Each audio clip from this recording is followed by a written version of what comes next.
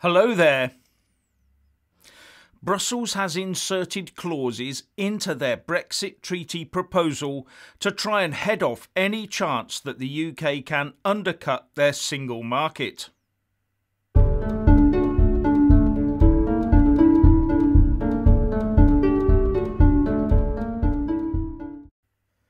Firstly, as ever, please kick that YouTube algorithm up the backside by giving this video a big fat like. And I'm always uploading new content, so please do check my YouTube channel daily. Now, The Independent is reporting that in order for the UK to maintain access to the single market, the EU is insisting that any future levels of protection brought in by either side must be maintained. What that seems to mean is that any new rights brought in cannot then be later removed or reduced.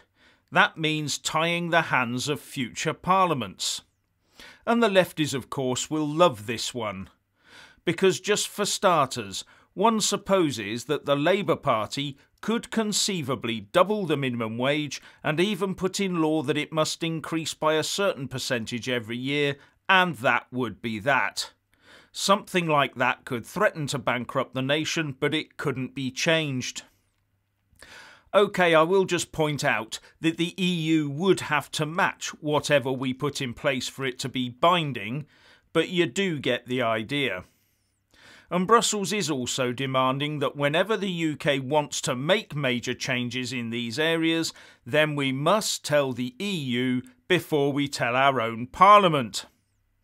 Something that would make doing deals around the world a little difficult, but I suppose that's the point.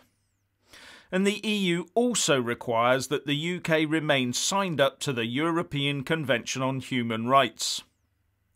The stipulations are likely to be resisted by UK negotiators, says The Independent, who have accused Brussels of trying to hold Britain to conditions that it is not holding other countries with free trade agreements to.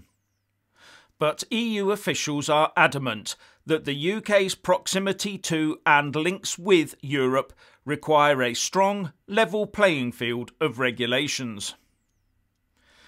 What part of all that could ever be looked at as the UK taking back control of anything?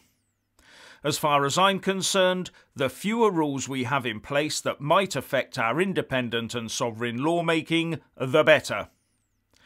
I mean, can you imagine trying to deal with another of these global situations by still first having to run to Brussels to get permission because we'd inadvertently tied ourselves into something? But at least this does prove that Brussels is running scared of a UK released from the EU shackles. Now we come to the subject of those veteran servicemen who have been chased through the courts for alleged actions during their service in Northern Ireland. According to a Telegraph report, the PM, Boris Johnson, is considering ending the witch hunt of veterans who served in the Northern Ireland Troubles by leaving the final decision on whether or not to prosecute to the Attorney General, currently Suella Braverman. And it reports that the proposal would extend the powers of the country's chief legal adviser as Number 10 tries to put a stop to the unedifying sight of former soldiers now in their 70s being dragged to court over deaths during the Troubles half a century ago. This would take the power to prosecute those old soldiers out of the hands of the Public Prosecution Service Northern Ireland, the PPSNI, and hand it to the Attorney General of England and Wales. So as far as I can make out, it takes the power to prosecute away from an arguably independent body and hands it to a politician. Politicians do politics. They sway with the winds of the day for votes. And remember, politicians come and politicians go, as do their parties. So what's deemed today as not in the public interest to prosecute could change in the blink of a change in the political landscape. What I'm saying is that I don't think that this gives any certainty one way or the other. And I also don't think it will pass away with the last of the veterans when they eventually go. And I dread to think what a Labour Attorney General would do with this power, given the current makeup of that misbegotten political entity. The reality is, sadly, that the sores on this one run very deep on both sides, and it's going to take a lot of imagination, bravery, and yes, forgiveness on both sides to finally draw a line under it. Moving on. Another story doing the rounds concerns our boys and girls in blue, our police officers. Well, not so much them as individuals, but more the system in which they work and how it has developed. According to a report in the Sunday Times by their Home Affairs correspondent Tom Harper, staff at a boot store that suffers shoplifting at the rate of circa 10 grand a week caught someone allegedly pocketing 170 quid's worth of Gucci perfume. But the staff were surprised and upset when the police officer turned up and promptly let the guy free, saying it was somehow a civil matter. This alleged shoplifter has a record, and far from flagrantly denying that he stole the perfume, he apparently fessed up straight away. So when the police officer just let him go, saying, "Don't do it again," Boots decided to carry out what is thought to be the first ever private prosecution brought by a corporate victim against a shoplifter. Now, the shop manager said that they get loads of this every day, and that they now hardly ever report it to the police as it just seemed to be a waste of time. And one Twitter user, Sean Kehoe, tweeted, "When I was a bobby in the 1980s, this was called cuffing a job, i.e. not doing your duty. But back then lazy officers were disciplined for it.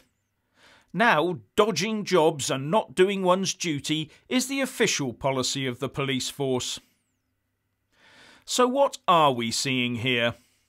It seems to me that it's the first move towards almost privatising the criminal justice system from the police to the courts. You are forced by circumstances and a lack of police cover to hire your own security team. Then when a criminal event occurs, you call the police, who decides it's all too difficult for them to handle. So further forcing you, the victim, to take out a private prosecution, unless you're happy to take the hit on the chin or claim on the increasingly costly insurance policy, all while becoming known as an easy target for thieves. So what does the future hold? More gated communities, big bonuses for security and alarm providers, while the few police officers we do have are on twerking duty at a local parade or busy scouring social media for that wrong think tweet you made last week. Where would the poor and vulnerable fit into that particular scenario? But one thing we do know is that anyone who tries to defend themselves or their property are the ones that will probably then find out that there are police officers available, if you get my drift. Now, it does seem strange that a politician for one party can participate in the election for a new leader of a rival party, but that has happened. According to the Daily Record, George Adam, the SNP's chief whip in the Scottish Parliament, has received a leadership election ballot paper from the Labour Party.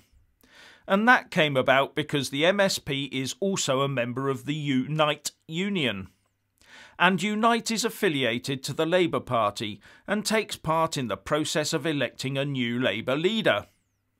Now, the Labour deputy leadership is also being contested at the same time using the same processes, and one of those contenders, Ian Murray, wrote to the Labour Party chair and said, "Without urgent measures to ensure that every voter shares Labour's values in line with the rules, all confidence in the leadership elections will be shattered." And also that SNP politicians clearly do not share Labour's values of solidarity and internationalism, and nobody who is a member of the SNP or any other party should be participating in this ballot. and he said that the Labour Party must guarantee that no one from any other party should be allowed to vote, and that Unite should provide evidence to that effect. Labour has said that George Adam has now been removed from their eligible voter list, though. Now let's give this a moment's thought, shall we? Labour doesn't seem to care who votes in local and general elections, do they? Where in fact, as far as I can tell, they want far fewer of the rules and regulations that they claim stifle voting and adversely affect diversity of voters, etc. But the rest of us know the real reason for Labour wanting relaxed national voting rules, don't we? Anyway, if you want to hear more from me, please don't forget to subscribe and also press that little bell, or you won't get any notifications. And if you want to see more of me, buy a mug with my mug on it. So what do you think about all of this? Please share and comment, and thank you for watching.